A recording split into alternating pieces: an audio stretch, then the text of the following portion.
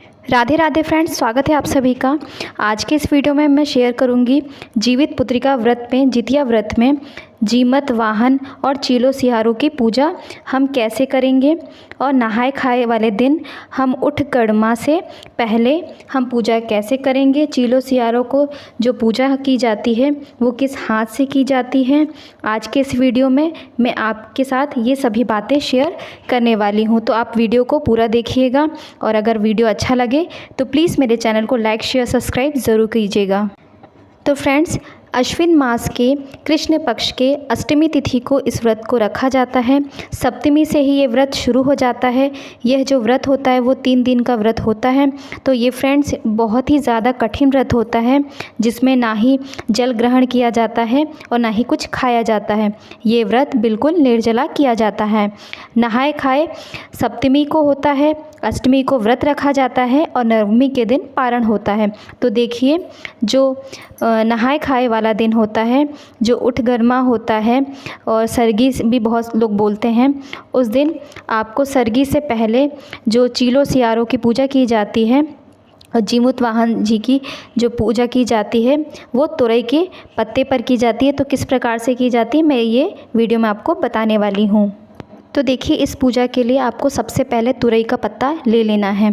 तो तुरई के पत्ते आपको एक जीमूत वाहन जी के लिए लेना है, एक चीलो और एक सियारों के लिए लेना है। और यदि आपके सास ससुर नहीं हैं तो उनके लिए भी एक पत्ता आपको लेना है।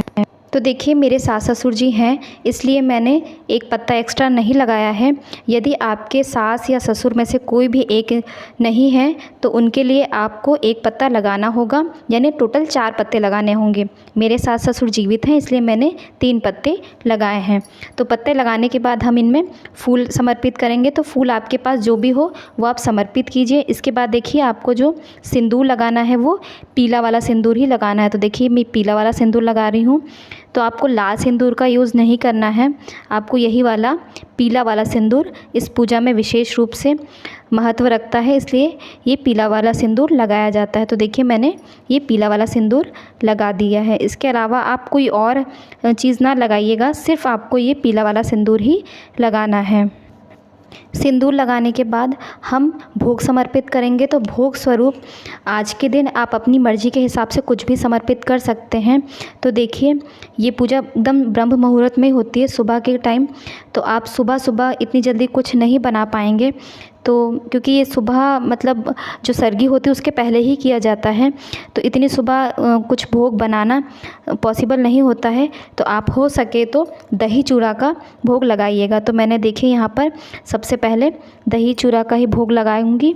और आप चाहे तो ठेकुआ या पुए भी बना सकते हैं, या आप अपनी मर्ज़ी के हिसाब से कुछ और भी भोग लगा सकते हैं। तो मैंने यहाँ पर देखिए, सबसे पहले मैं यहाँ पर चूड़ा समर्पित करूँगी। तो देखिए, इस पूजा में जो भोग समर्पित करने का महत्व होता है वो आप ज़रूर जान लीजिए कि आपको जीमूत वाहन जी को सीधे हाथ से, उसके बाद जो सियारिन होती है, सियारिन को आपको उल्टे हाथ से यानी बाएं हाथ से भोग समर्पित करना है।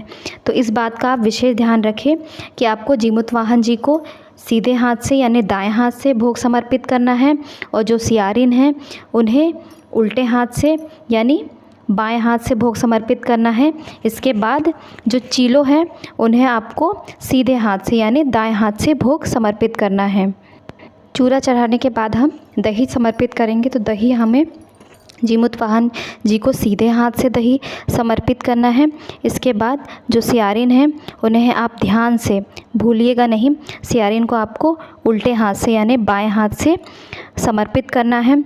आप इस चीज़ का विशेष ध्यान रखें, चाहे तो आप एक किताब में कॉपी में लिख सकते हैं। और इसके बाद आपको चीलों को फिर से सीधे हाथ से भोग समर्पित करना है। यदि आप अपने सास ससुर जी के नाम का भी एक पत्ता रखे हैं तो उन्हें भी आप सीधे हाथ से ही भोग समर्पित करिएगा। तो देखिए, यहाँ पर सभी को आप सीधे हाथ से, बस जो सियारिन है उन्हें आप उल्टे हाथ से यानी बाएं हाथ से जो भी भोग समर्पित कर रहे हैं आप सभी चीज़ें उल्टे हाथ से समर्पित करें। तो यहाँ देखिए, मैंने सभी को सीधे हाथ से और सियारिन को उल्टे हाथ से भोग समर्पित कर दिया है। इसके बाद हम हाथ जोड़ के विनती करेंगे कि यदि हमसे कोई गलती हो तो माफ़ करना। इसके बाद हम जल समर्पित करेंगे। तो हम सबसे पहले जीमूत वाहन जी को जल समर्पित करेंगे। तो हमें 3-3 बार जल समर्पित करना है। इसके बाद देखिए हम सियारिन को और इसके बाद हम चीलों को जल समर्पित कर देंगे। यहाँ पर देखिए मैं जल समर्पित कर रही हूँ चीलों को। तो यहाँ पर मैंने चीलों को और जीमूत वाहन जी को सीधे हाथ से जल समर्पित किया है 3 बार और सियारिन को उल्टे हाथ से यानी बाएं हाथ से जल समर्पित किया है। इसके बाद हम आरती करेंगे सभी की। तो आप सभी की आरती धूप दीप दिखा दीजिए।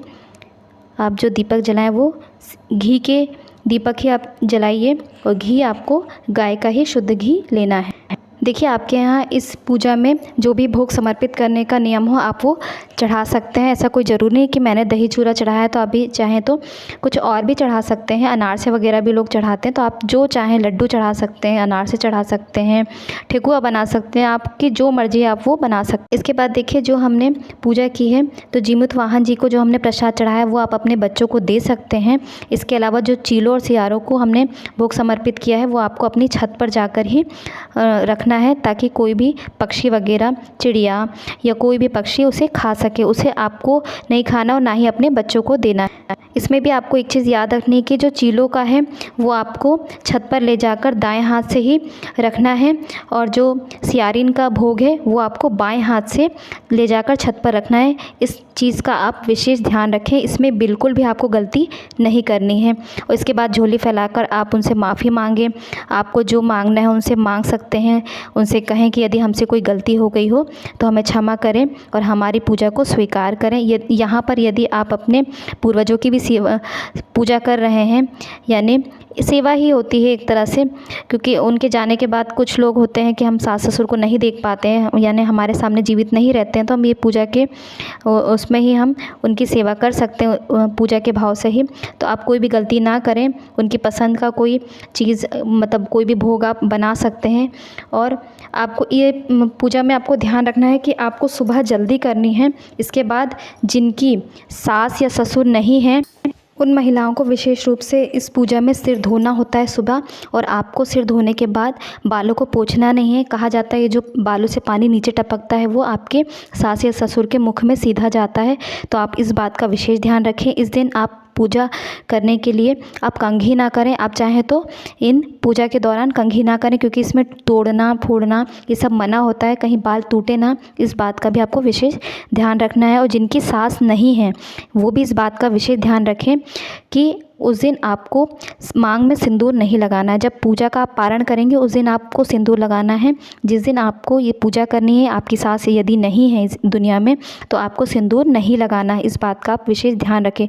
हाँ, परिस्थिति अगर ये है कि आप ये पूजा गंगा स्नान करने गए हैं और गंगा जी के तट पर ये पूजा कर रहे हैं तो वहाँ पर आप श्रृंगार करें तो वहाँ पर आप सिंदूर लगा सकते हैं। लेकिन घर पर अगर आप कर रहे हैं तो वहाँ पर आप सिंदूर ना लगाएं। इस बात का आप विशेष ध्यान रखें।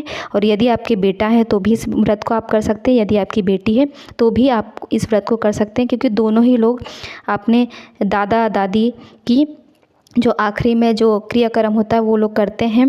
तो इसलिए इस बात को आपको ध्यान रखना है कि चाहे बेटा हो चाहे बेटी हो आपको इस पूजा को ज़रूर करना है और इस व्रत को आपको ज़रूर करना है। हाँ, यदि आपके बच्चे नहीं हैं तो आप इस व्रत को ना करिए। जीमूत वाहन जी से आप हाथ जोड़कर विनती कीजिए कि वो आपकी गोद भरे। और जब भी आपकी गोद भर जाए तो पहली बार जब ये व्रत रखें अपने बच्चे होने के बाद आप पहले साल में या फिर 1 साल बाद या जितनी जल्दी हो सके जीवित पुत्रिका इस व्रत को आप ज़रूर धारण करें। तो इस प्रकार से ये पूजा मैंने आपको बताई, बहुत ही आसान तरीका था। यदि आपको मेरा वीडियो अच्छा लगा हो तो प्लीज़ मेरे चैनल को लाइक शेयर सब्सक्राइब ज़रूर करें ताकि आपके लिए मैं और भी अच्छी वीडियो ला सकूं। धन्यवाद।